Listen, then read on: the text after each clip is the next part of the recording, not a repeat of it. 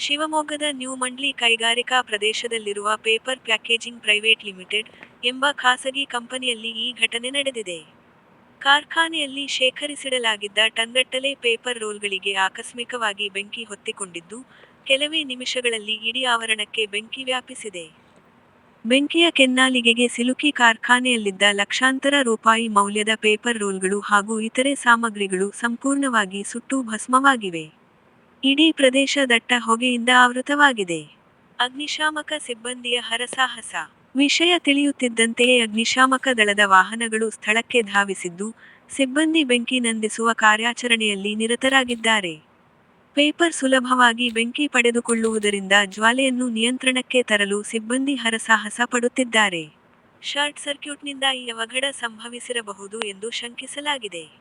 ಸದ್ಯಕ್ಕೆ ಯಾವುದೇ ಪ್ರಾಣಾಪಾಯ ಸಂಭವಿಸಿದ ಬಗ್ಗೆ ವರದಿಯಾಗಿಲ್ಲ.